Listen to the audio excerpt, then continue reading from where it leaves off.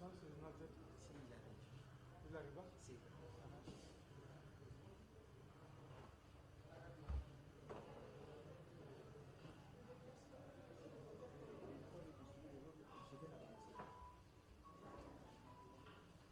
Ok,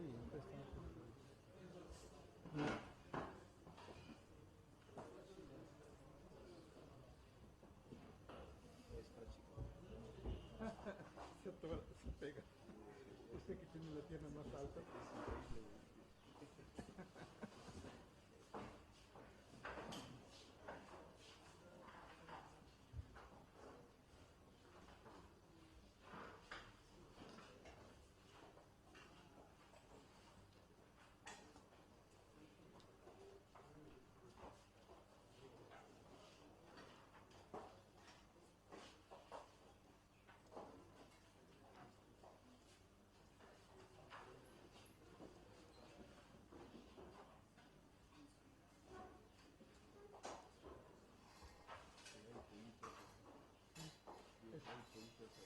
Sí, ya lo veo.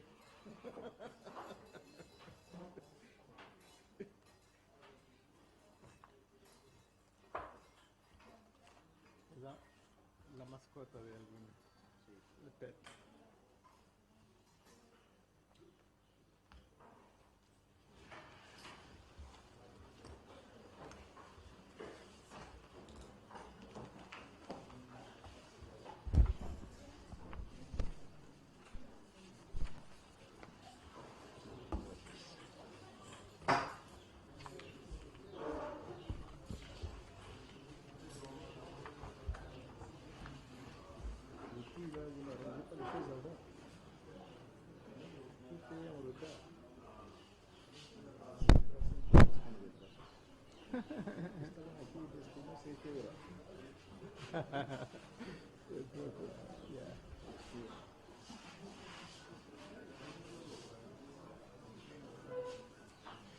El máximo que yo he visto de retraso.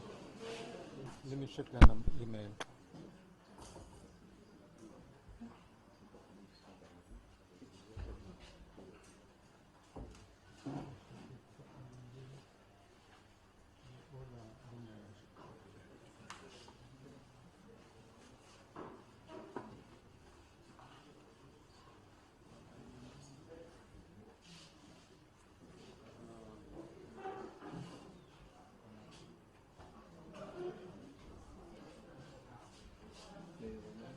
C'est pas une table.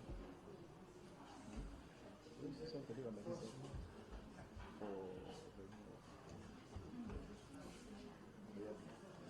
comme moi, je fais même pas pousser là.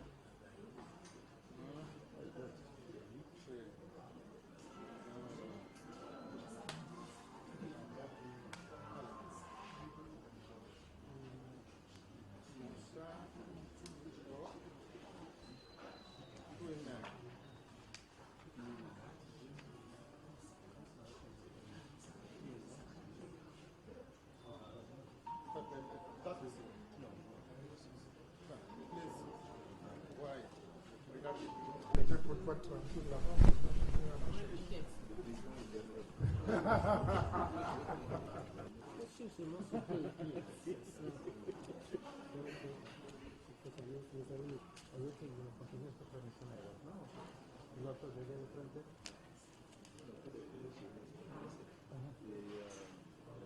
Después no lo conocía, no sabía que existía.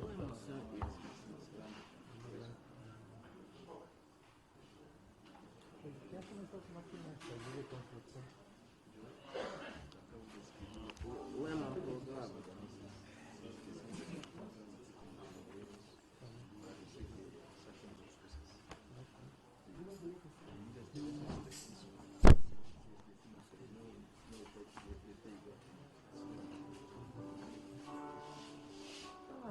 Adelante, ¿cómo va? Ven.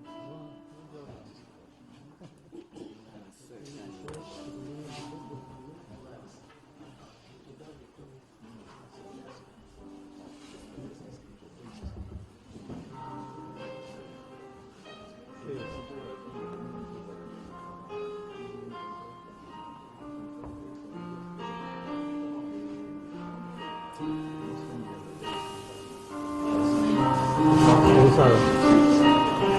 Así es como le quedó completo.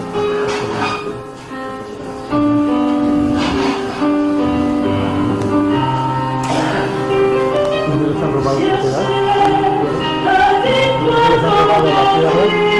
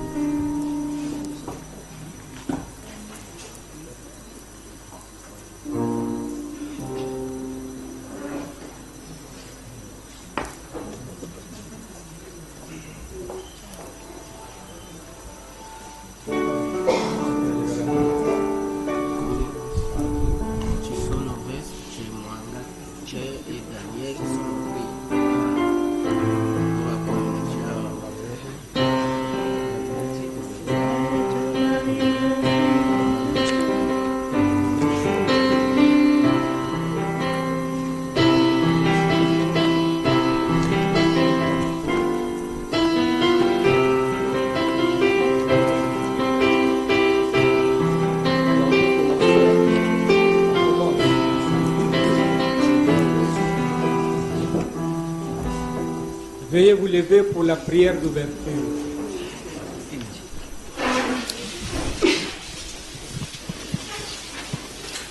Au nom du Père, et du Fils, et du Saint-Esprit. Amen. Veni Creator Spiritus,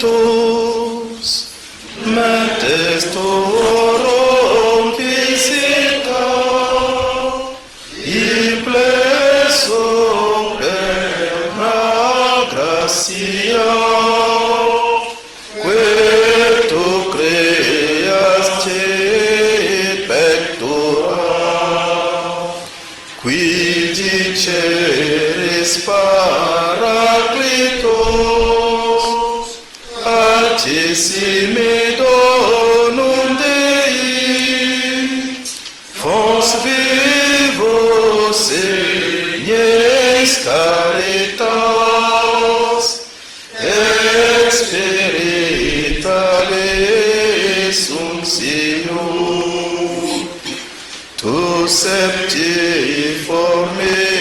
monere, digitus paterne dextere, dorite promissum patres, sermone dictas gutura,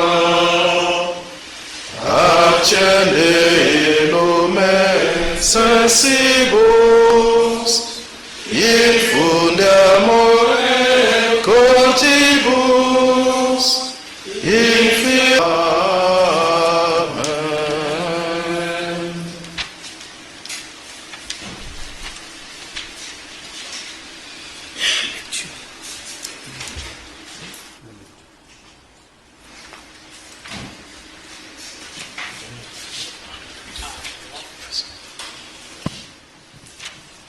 Écoutons la parole de Dieu.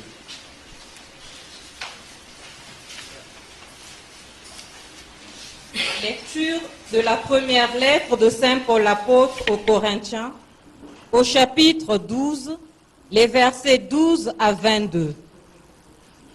En effet, prenons une comparaison. Le corps est un, et pourtant il a plusieurs membres. Mais tous les membres du corps, malgré leur nombre, ne forment qu'un seul corps. Il en est de même du Christ, car nous avons tous été baptisés dans un seul esprit, en un seul corps, juifs ou grecs, esclaves ou hommes libres, et nous avons tous été abreuvés d'un seul esprit. Le corps, en effet, ne se compose pas d'un seul membre, mais de plusieurs. Si le pied disait « Comme je ne suis pas une main, je ne fais pas partie du corps », cesserait-il pour autant d'appartenir au corps? Si l'oreille disait « Comme je ne suis pas un œil, je ne fais pas partie du corps », cesserait-elle pour autant d'appartenir au corps? Si le corps entier était œil, où serait, oui, l'ouïe? Si tout était oreille, où serait l'odorat? Mais Dieu a disposé dans le corps chacun des membres selon sa volonté. Si l'ensemble était un seul membre, où serait le corps? Il y a donc plusieurs membres, mais un seul corps. L'œil ne peut pas dire à la main « Je n'ai pas besoin de toi », ni la tête dire aux pieds « Je n'ai pas besoin de vous ». Bien plus, même les membres du corps qui paraissent les plus faibles sont nécessaires. Parole du Seigneur. Nous rendons grâce à Dieu. Bien-aimés de Dieu, chacun et chacune de nous a de la valeur devant le Seigneur Dieu. Pour décrire l'unité des croyants en Jésus-Christ, Saint Paul utilise l'image du corps humain. Ceux qui croient en Jésus-Christ, notre Seigneur et Dieu, forment un corps, le corps du Christ, ce qui donne à chacun sa dignité. La théologie africaine parle de la famille de Dieu, dont les liens sont fondés en la foi en Jésus-Christ. L'union au Christ se réalise par l'Esprit Saint. Nous sommes donc invités, chacun à mettre en valeur les dons reçus. Paul valorise la contribution des membres les plus humbles de la communauté, en expliquant que le corps a besoin de toutes ses parties pour être en bonne santé. Alors, la bonne santé spirituelle et existentielle de notre Église du Congo nécessite la communion, la participation et la mission. Seigneur Dieu, continue à guider nos cœurs. Suscitons-nous la disponibilité permanente pour construire l'Église du Christ au Congo. Amen. Amen. Veuillez vous asseoir.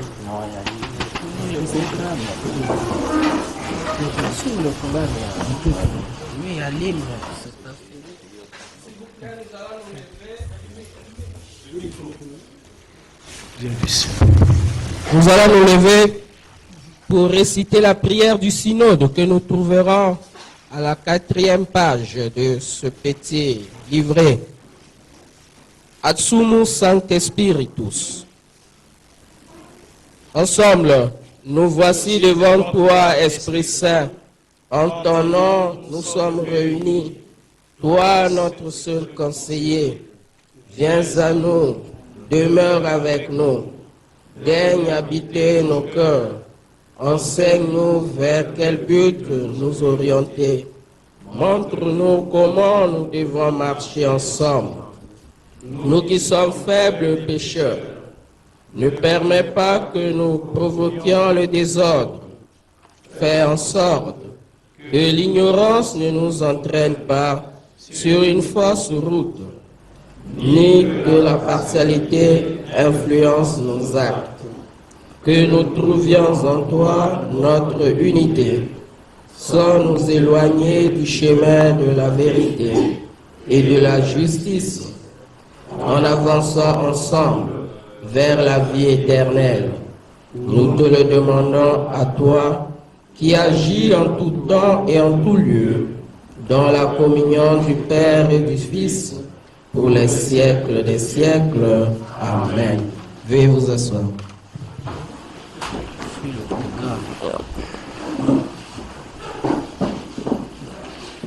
Excellences, nos seigneurs, archevêques et évêques, membres de la conférence épiscopale du Congo, Monseigneur le nonce apostolique au Congo et au Gabon, Révérend Père, secrétaire généraux de la CERAC et de la conférence des évêques du Congo, Révérend Père, recteur de nos différentes maisons de formation, Révérend Père, directeur national des œuvres pontificales missionnaires, Révérend Père, vicaires généraux, Révérends Pères et Révérentes Sœurs de la conférence des supérieurs majeurs, Monsieur le Président du bureau exécutif du Conseil national de l'apostolat des laïcs, distingués invités en vos rangs, grades et qualités, frères et sœurs, dans le Christ de notre foi commune.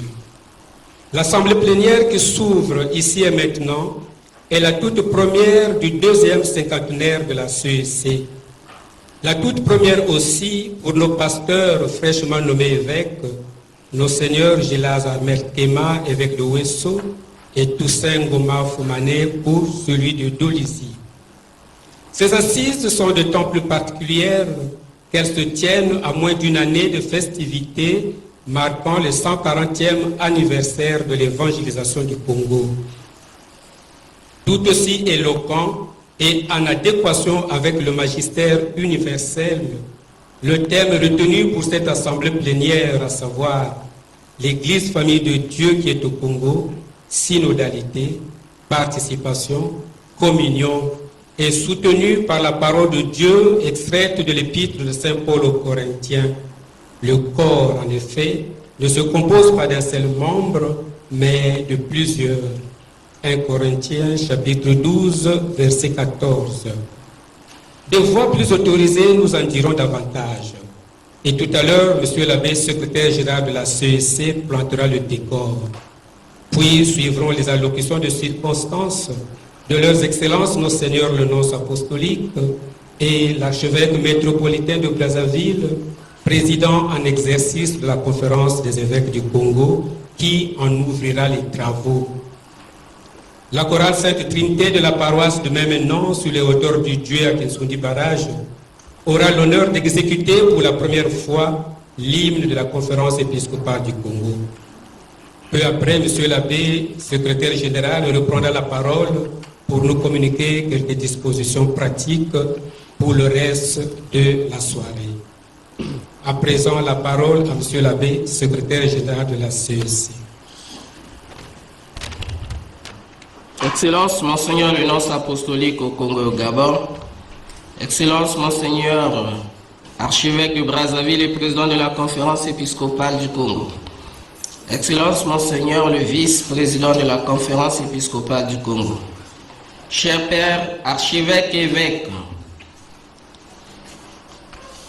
chers pères secrétaire général de la CERAC, Monsieur le secrétaire général adjoint gestionnaire de la CEC, Monsieur le directeur national des OPEM, révérend père recteur de nos grands séminaires, révérende sœur président des supérieurs majeurs au Congo et son équipe, Monsieur le président du CNALC et sa suite, chers coordonnateurs et coordonnatrices de nos commissions épiscopales, chères aumônières et chers aumôniers, Messieurs, Madame, les présidents d'un mouvement d'apostolat, chers frères et sœurs, distingués invités, toutes préséances respectées, chères toutes et chers tous.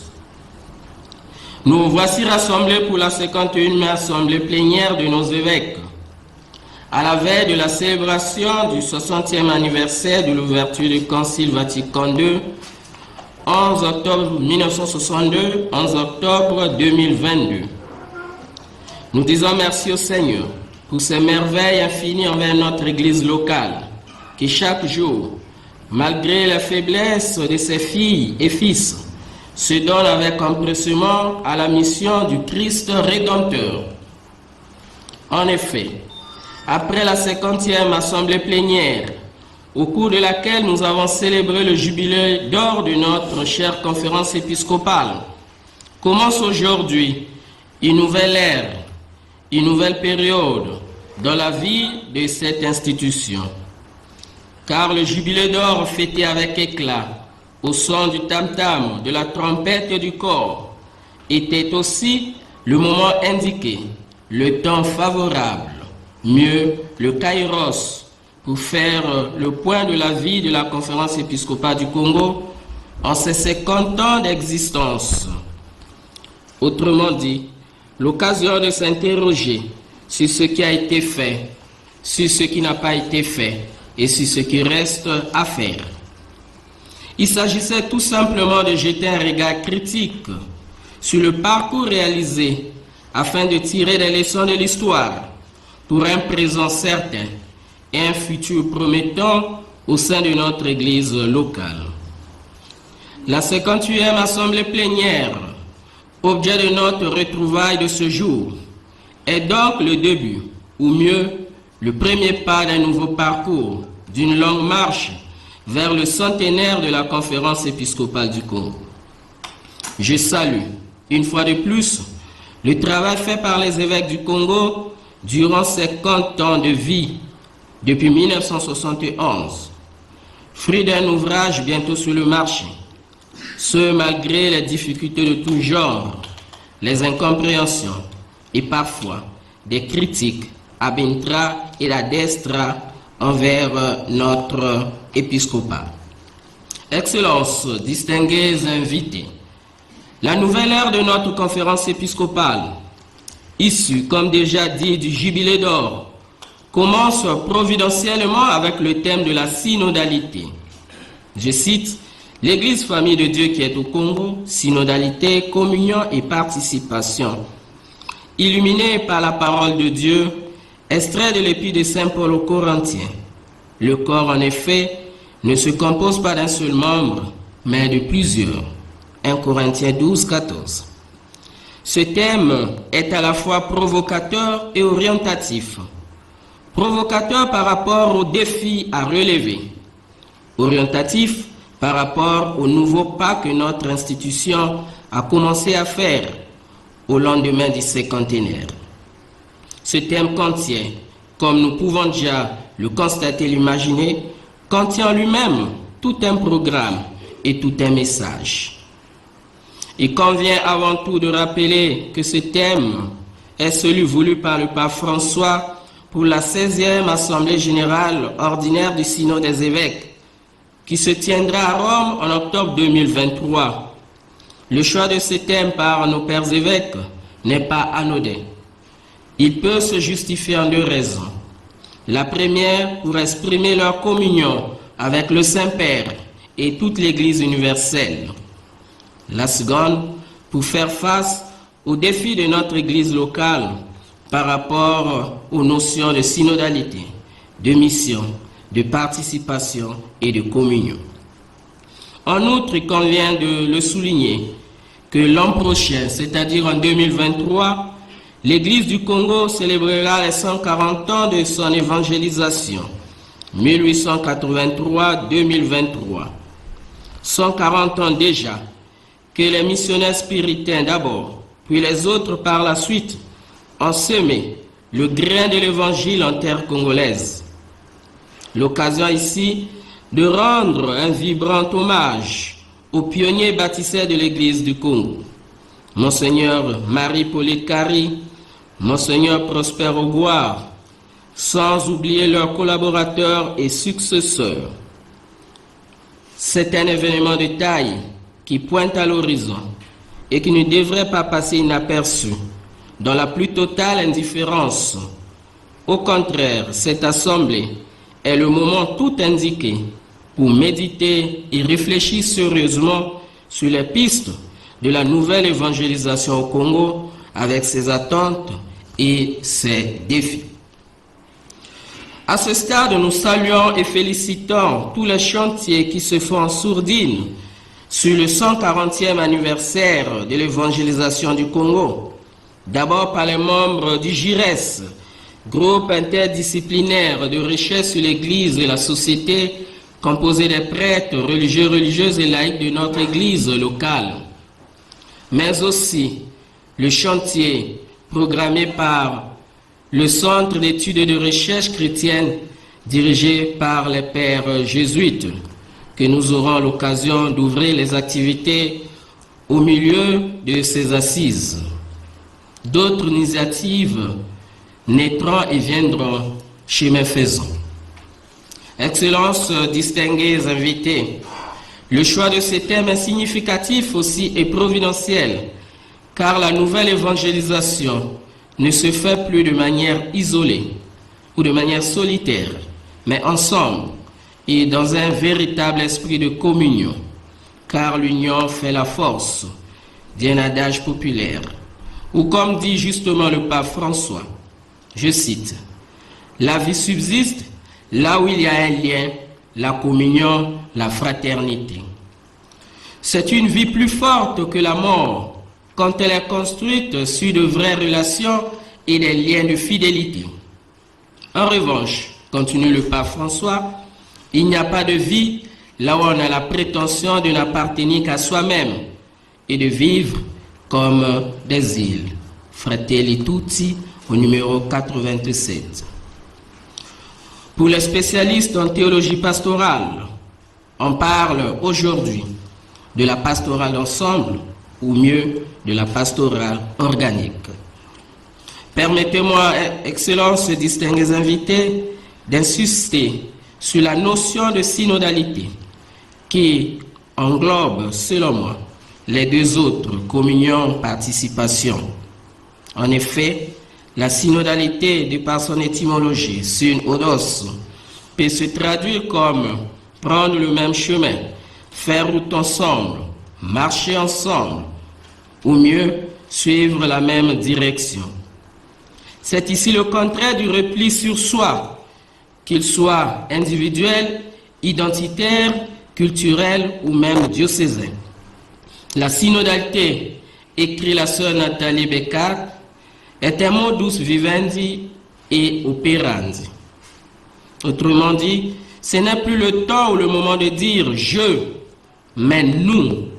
Ce n'est plus le moment de penser ou de jouer en solo, mais en équipe, en synergie, c'est-à-dire en conjuguant ensemble les efforts pour la même cause et la même mission, d'où les notions communion et participation.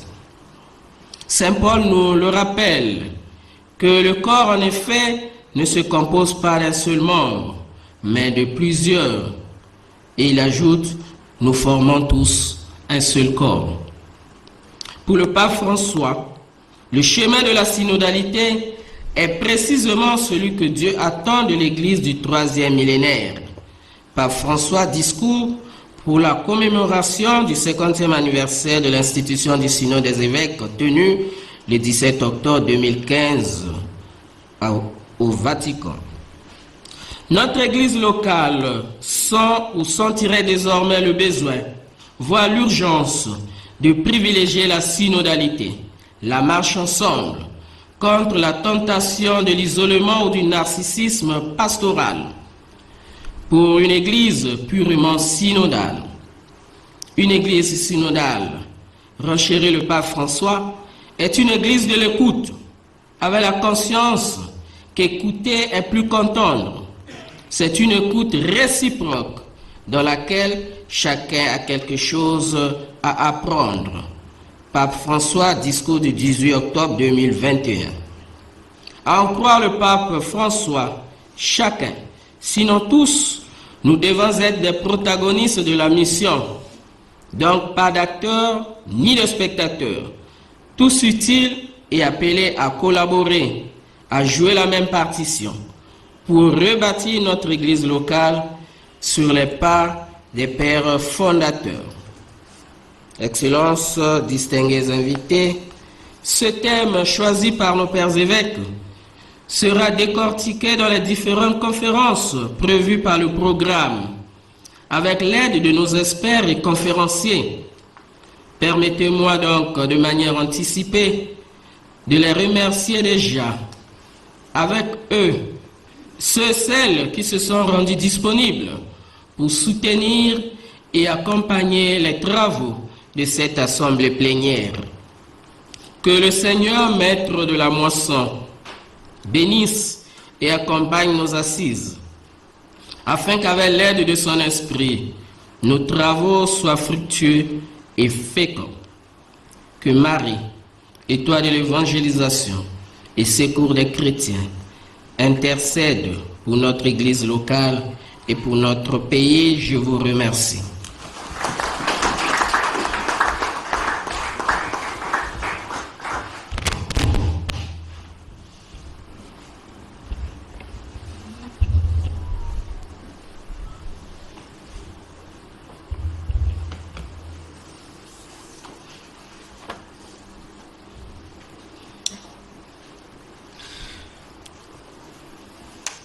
Excellences, Révérends Vicars généraux, prêtres, religieux et religieuses, frères et sœurs.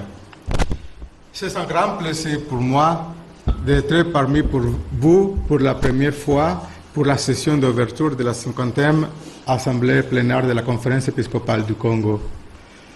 Cette fois-ci, les évêques ont choisi comme thème de l'Assemblée l'Église, famille de Dieu qui est au Congo, synodalité, participation et communion. Comme vous le savez tous, l'Église est engagée dans un processus synodal qui a débuté l'année dernière et se terminera par l'Assemblée ordinaire de synode en octobre prochain, en 2023. Le 26 août dernier, Son Éminence cardinal Mario Grech, secrétaire secrétariat général du synode, s'est exprimé en ces termes. Nous vivons actuellement la première phase du processus synodal, avec la conclusion du moment décisif, la consultation du peuple de Dieu dans les églises particulières et le discernement des pasteurs de la conférence épiscopale. En partant de synthèse des conférences épiscopales, la secrétariat de synode, avec un groupe d'experts qualifiés, se réunira prochainement pour rédiger un document de synthèse qui lancera l'étape continentale.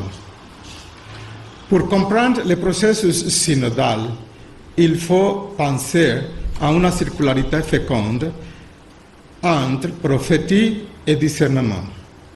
Expliquant ce que nous devons comprendre par le discernement, le même cardinal nous dit: il s'agit d'avoir une pleine compréhension de ce que l'Esprit dit à l'Église à travers un processus de lecture en profondeur qui ressemble à un processus de décantation. La certitude de ce que l'Esprit dit à l'Église ne vient qu'avec l'écoute commune, ou plutôt le consentir, la convergence dans la foi du peuple de Dieu qui se produit en s'écoutant les uns les autres. Le processus synodal actuel est régi par ces principes de circularité, c'est-à-dire un résumé de ce qui a été reçu par le secrétariat général à l'issue de la première phase, la consultation diocésaine. Le résumé sera envoyé à tous les diocèses pour commencer la deuxième phase, la consultation continentale. Avec les résultats de la consultation du peuple de Dieu et le discernement des conférences épiscopales, la secrétariat du synode pourra rédiger un document de synthèse qui aurait pour devenir l'instrumentum laboris pour l'Assemblée qui sera célébrée à Rome. L'inclusion du niveau continental a été choisie pour garantir davant le respect de la consultation du peuple de Dieu. Ce niveau supplémentaire de discernement ne peut en aucun cas être réduit à la célébration d'une assemblée ecclésiale. C'est pourquoi le principe de circularité doit être réalisé par un acte de retour du document milieu précis non pas à une assemblée, mais à l'Église particulière. C'est là que la consultation au pot lieu est là que les documents reviennent. Cette restitution garantit le respect des acteurs du processus synodal. En effet, en rendant les fruits de leur écoute à l'objet de la consultation, la possibilité est offerte à chaque Église particulière de répondre par un autre acte éminemment ecclésial, celui de la Kyrie. Par cet acte, chaque Église s'approprie le document, son contenu et évalue sa correspondance avec son identité d'Église, appelée à incarner l'Évangile du Christ dans un milieu précis. C'est pourquoi il est demandé à chaque évêque de porter le document à la connaissance de son Église et d'en faire une lecture attentive au moins dans les organes de participation et de rédiger avec l'équipe synodale les éventuelles observations à transmettre à la conférence épiscopale ou au secrétariat de l'Assemblée continentale. Il ressort clairement de ce que nous avons dit ci-dessous que le schéma de la synodalité est le schéma que Dieu attend de l'Église des 300 millénaires.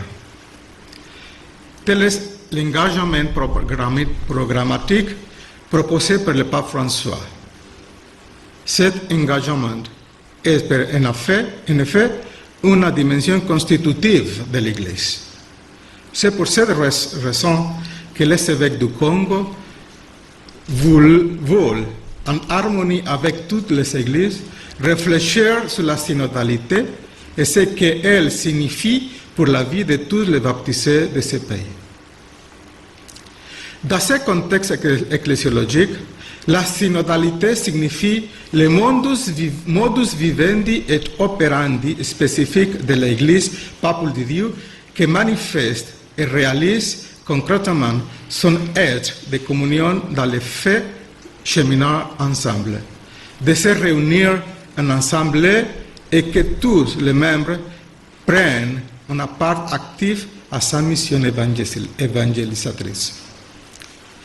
Alors que le concept de synodalité se réfère à l'implication et à la participation de tous les peuples de Dieu dans la vie et la mission de l'Église, le concept de collégialité précise le sens théologique et la forme d'exercice du ministère des évêques au service de l'Église particulière qui a été confiée à la sollicitude pastorale de chacun d'entre eux et de la communion entre les églises particulières à corps de l'unique Église universelle du Christ. Moyennant la communion hiérarchique du collège des évêques avec l'évêque de Rome. Toute manifestation authentique de synodalité implique, par sa nature, l'exercice du ministère collégial des évêques. En guise de conclusion,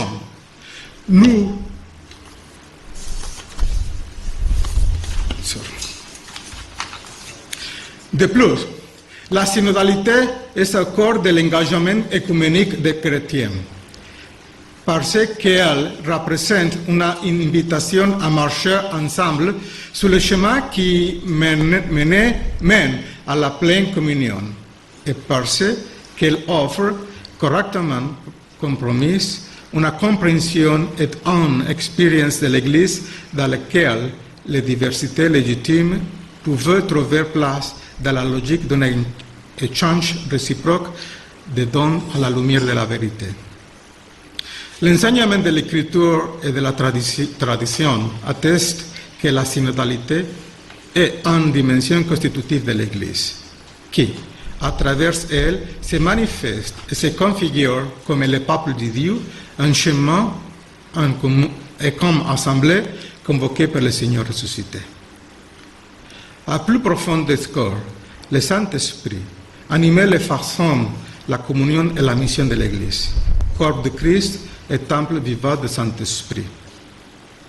Croire que l'Église est sainte, catholique, une et apostolique est inséparable de la foi en Dieu le Père, le Fils et le Saint-Esprit. L'action de l'Esprit dans la communion du corps de Christ et dans le cheminement missionnaire du peuple de Dieu est le principe de la synodalité. La synodalité exprime la condition des sujets qui appartiennent à toute l'Église et à tous dans l'Église. Les croyants sont des synodaux, c'est-à-dire des compagnons de chemin, appelés à être des sujets actifs en tant que participants de l'unique sacerdoce du Christ et destinataires de divers charismes conférés par l'Esprit Saint, en vue de bien commun.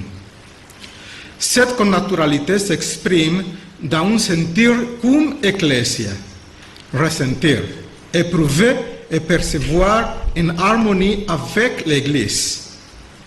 Elle est la clé de leur marcher ensemble.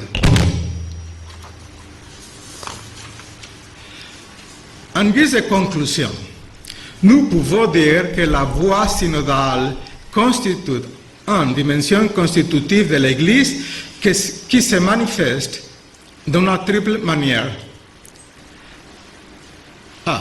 La synodalité désigne avant tout le style particulier qui détermine la vie et la mission de l'Église dont il exprime la nature comme l'effet de cheminer ensemble et de se réunir en assemblée du peuple de Dieu convoqué par le Seigneur Jésus dans la force du Saint-Esprit pour annoncer l'Évangile.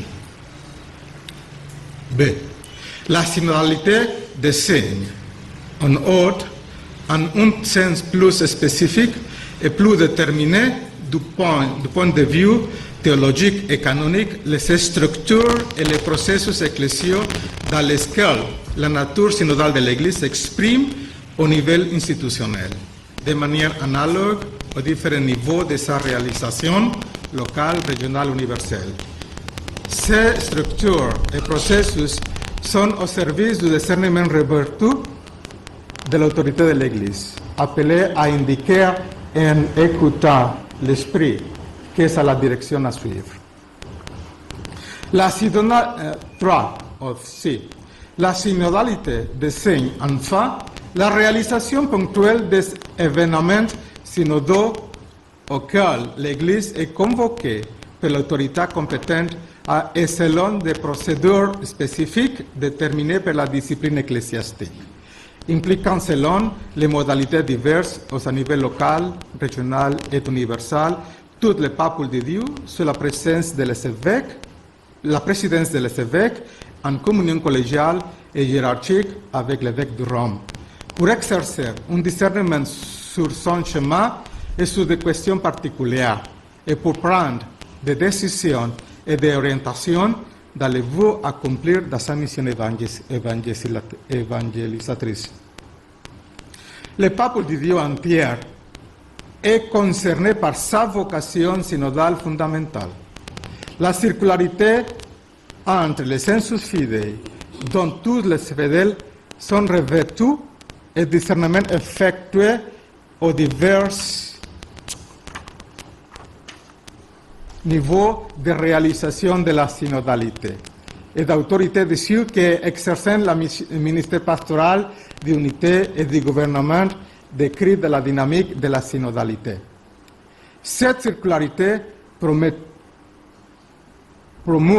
la dignité baptismale et la corresponsabilité de tous, met en valeur la présence de charismes répandus dans le Saint-Esprit, dans le peuple de Dieu, reconnaît le ministère spécifique des pasteurs en communion collégiale et hiérarchique avec l'évêque de Rome, garantissant que les processus et les événements synodaux se déroulent dans la fidélité au Depositum Fidei et dans l'écoute du Saint-Esprit pour le renouvellement de la mission de l'Église. Dans cette perspective, la participation des fidèles laïcs s'avère essentielle.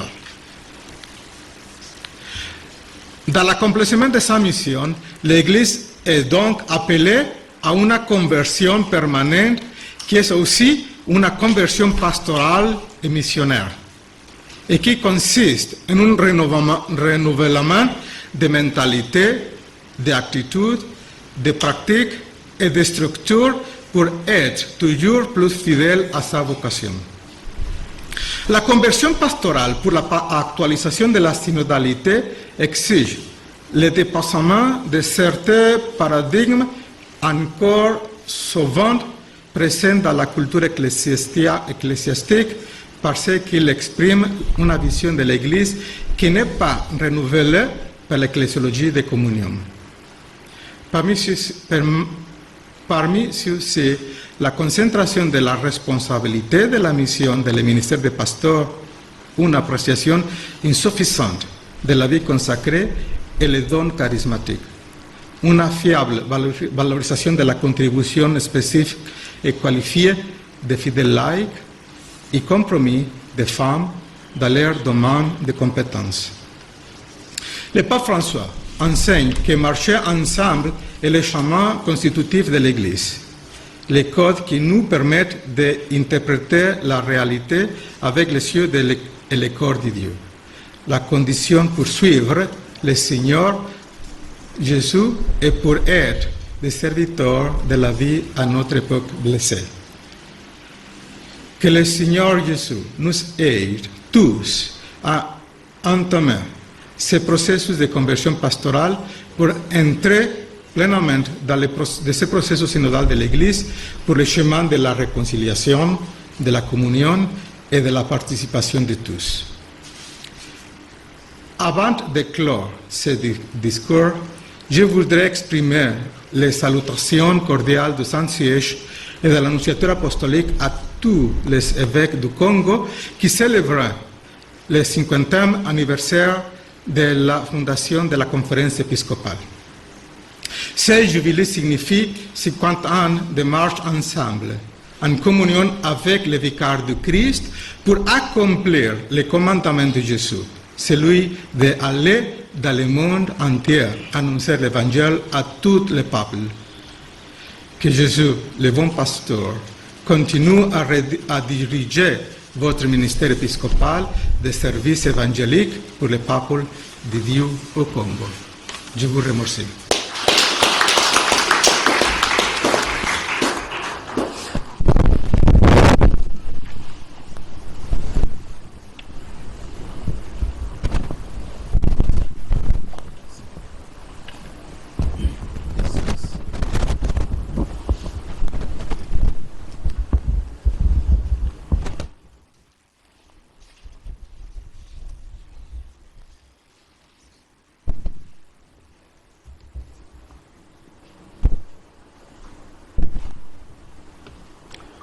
Excellence, Monseigneur le nonce apostolique au Congo et au Gabon,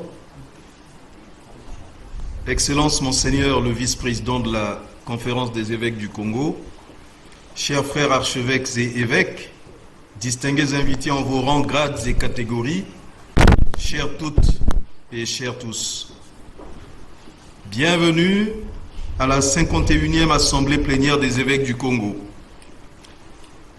C'est un redoutable honneur d'avoir été élu président de la conférence épiscopale dont je dirige les travaux pour la première fois. Je disais, ce m'est un redoutable honneur. Je remercie mes frères évêques pour le choix porté sur ma modeste personne, en dépit de mon humanité forcément limitée, donc fragile et imparfaite, pour faire de moi, après Monseigneur Daniel Mizonzo, le 10e président de la conférence des évêques du Congo. J'essaierai, autant que faire se peut, de poursuivre la dynamique de mes prédécesseurs qui ont œuvré collégialement avec leurs confrères évêques pour la consolidation de la fraternité épiscopale, la visibilité de l'Église catholique qui est au Congo et le bien-être du peuple de Dieu. Le 140e anniversaire de l'Église catholique qui est au Congo, qui est imminent avec l'approche de l'an 2023, sera l'occasion de faire le bilan de notre cheminement en Église et de poser les jalons de nouvelles perspectives. Un plan quinquennal de la conférence épiscopale de 2023 à 2028 est d'ores et déjà à projeter. L'aggiornamento semble être très attendu par le peuple de Dieu avec l'arrivée de nouveaux évêques.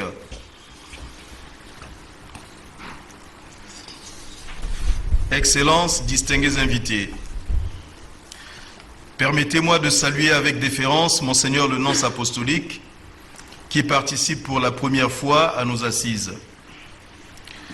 Monseigneur le nonce, au nom de l'Église catholique qui est au Congo, à votre Excellence, je réitère officiellement et publiquement la bienvenue au Congo. Votre présence exprime et manifeste pour nous la proximité et la sollicitude paternelle du pape François que nous saluons filialement.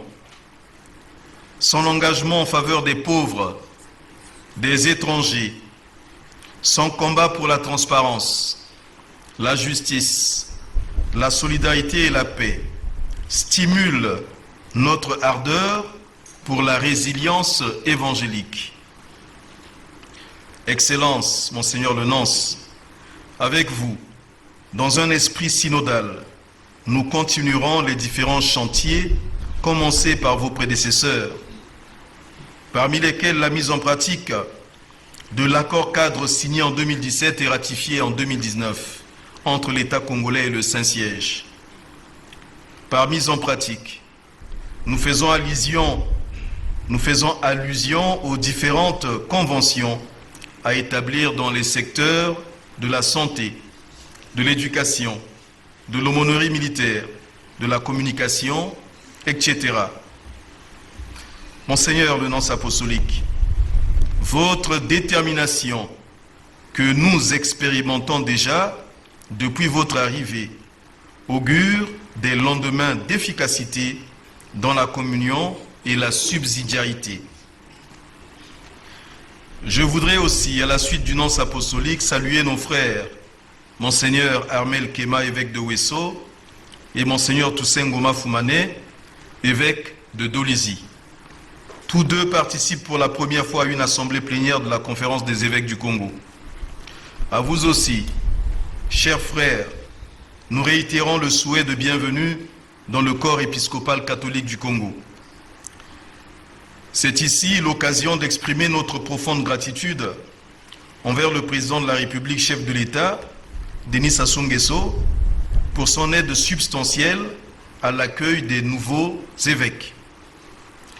Je salue aussi mon prédécesseur, Monseigneur Daniel Mizonzo, et tous mes frères archevêques et évêques ici présents, sans oublier les émérites, à savoir nos seigneurs Jean Gardin, Louis Portela, Yves-Marie Monod et Anatole Milandou. Ces derniers, j'allais dire tous, depuis leur lieu de retraite, nous ont manifesté leur communion dans la prière. Je vous salue aussi, chers frères et sœurs ici réunis, les membres du secrétariat général, les membres des différentes commissions épiscopales et mouvements d'apostolat, les experts et les conférenciers, ainsi que nos distingués invités. Avec vous, et jamais sans vous, nous poursuivrons le combat de notre conférence épiscopale qui se veut plus visible, plus lisible, plus forte et donc toujours plus engagée pour la cause de l'Évangile, selon la doctrine sociale de l'Église, en faveur du peuple de Dieu, avec une option préférentielle pour les pauvres. Je vous rappelle que l'Église qui est le corps, que l'Église est le corps du Christ. Par conséquent, c'est avec chacun de vous que la suite du cheminement sera assurée. Car comme le rapporte un adage, qui va seul va vite, mais ensemble on va plus loin. À l'instar de mes prédécesseurs, nous comptons sur votre franche collaboration. Excellence, chers frères et sœurs, le thème de notre assemblée plénière est le suivant. Nous l'avons déjà entendu plusieurs fois, et je répète, je réitère, Église, famille de Dieu qui est au Congo, synodalité, participation et communion. Ce choix est motivé par la communion avec l'Église universelle qui se prépare au prochain synode de 2023. Nous voulons continuer et affiner la réflexion commencée dans nos diocèses, non seulement pour répondre à la convocation de Rome, mais aussi pour affermir la communion entre nos églises diocésaines, entre consacrés, entre membres du peuple de Dieu. Le Saint-Père François nous rappelle que la synodalité exprime la nature de l'Église, sa forme, son style et sa mission. Il déclare que ce que le Seigneur nous demande, en un certain sens, est déjà pleinement contenu dans le mot synode. Ces propos édifiants balisent le chemin des contenus de nos assises. Excellences, distingués invités, notre 51e assemblée plénière est aussi l'occasion de réfléchir et de se projeter vers l'événement majeur des 140 ans d'évangélisation du Congo l'an prochain. Pour conclure, à toutes et à tous, je voudrais dire merci. Une pensée particulière pour les artisans principaux de cette 51e assemblée plénière et tous ceux qui nous soutiennent matériellement et financièrement pour la réussite de ces assises. Que Dieu le Père bénisse nos assises et que Marie, Mère de l'Église, Notre-Dame du Rosaire, intercède pour notre pays et pour notre Église locale. Sur ce, je déclare ouverts les travaux de la 51e Assemblée plénière de la Conférence épiscopale du Congo. Je vous remercie.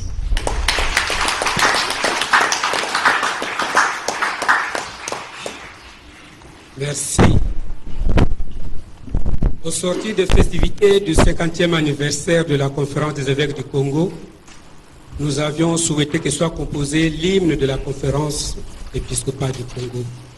Et c'est le lieu de remercier les deux secrétaires généraux de la CEC qui nous y ont encouragés. Et nous avons détecté un certain monsieur, monsieur Cephas Pierre Bantimba Mwanga, ou Mwanga Bantimba comme vous voulez, qui a composé et le texte et la musique. Et c'est donc cette chorale venue de Sainte Trinité. Et la paroisse Sainte Trinité, c'est la première fondation de Trinitaire au Congo et en Afrique. Cette chorale célèbre d'ailleurs ses 25 ans. Et c'est dans un mois, le 13 novembre, qu'elle va clôturer les festivités du jubilé d'argent. Veuillez vous lever donc pour ensemble écouter l'hymne de la conférence épiscopale.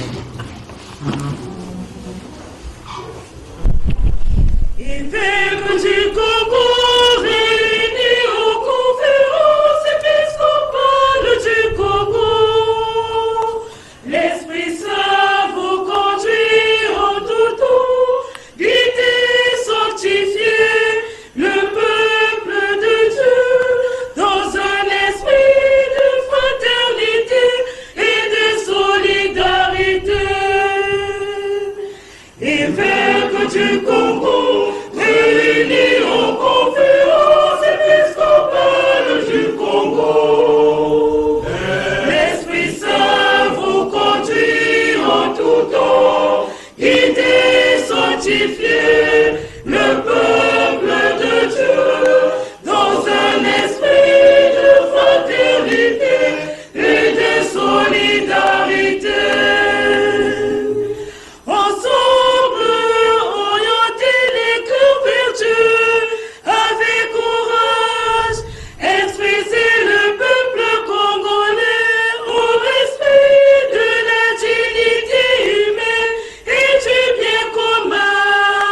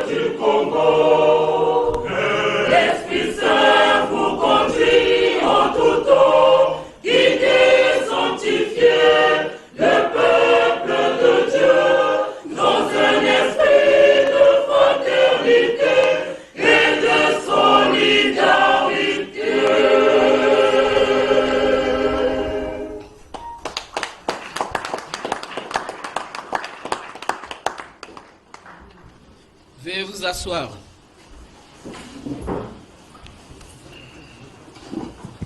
À présent, quelques dispositions pratiques avec le secrétaire général de la conférence des Au compositeur de cet hymne, Monsieur Cephas Nansimba, je ne sais pas s'il est dans la salle.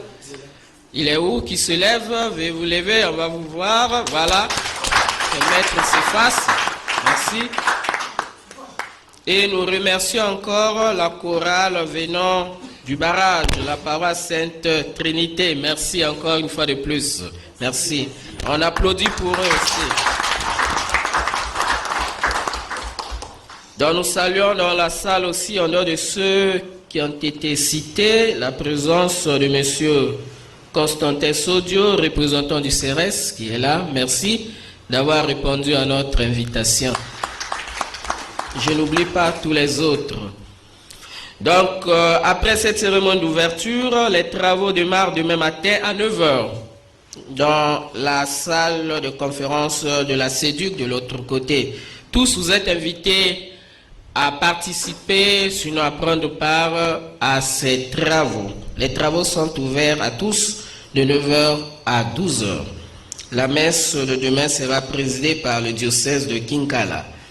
Alors, dans le programme que vous avez entre vos mains, il y a 2 événements majeurs de la semaine.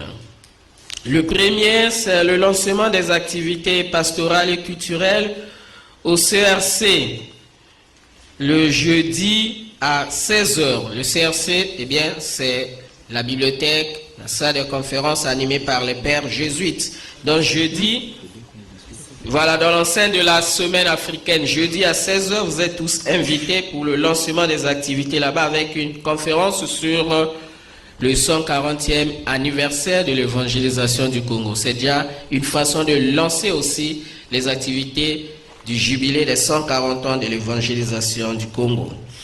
Un autre événement important, c'est celui des 70 ans de la semaine africaine. Eh bien, le vendredi, nous sommes tous attendus, vendredi 14 à 15h à l'IFC, ex-CCF, Centre culturel français, où nous allons aussi participer aux travaux, sinon à la cérémonie des 70 ans de la semaine africaine, avec un programme déjà bien ficelé que l'équipe de la semaine africaine tâchera de le distribuer à tout un chacun. La messe de clôture de cette assemblée plénière aura lieu le dimanche prochain à la basilique Sainte-Anne du Congo à 10h30. Et là aussi, tous, nous sommes invités, les mouvements d'apostolat, les commissions épiscopales et tous les groupes. Nous sommes invités à cette messe solennelle de clôture. Après ici, donc, nous aurons 3 photos de famille. La première uniquement pour les évêques, ici. La deuxième, les évêques et les équiparés dans leurs collaborateurs immédiats. Et une autre photo avec la chorale. Et la dernière avec tout le monde dehors, donc à l'entrée de la salle, pour perpétuer ce moment. Donc, après les photos, nous passerons devant le secrétariat pour l'apéritif.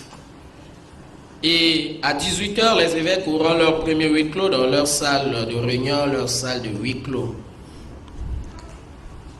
Alors, pour finir, le secrétariat général, une fois de plus, remercie tous ceux, toutes celles qui ont participé à cette cérémonie d'ouverture. La chorale, Maître Cephas et tous les autres, et vous demande à cette assemblée de pouvoir prier pour nos évêques et soutenir spirituellement cette 51e assemblée plénière. Alors, sans plus tarder, nous allons demander au vice-président de conclure par la prière finale et la bénédiction. Et pendant que les évêques se mettront devant pour la photo de famille, la chorale est ton corps invité à exécuter un chant. Merci à tous et à toutes. Veuillez vous lever pour la prière finale.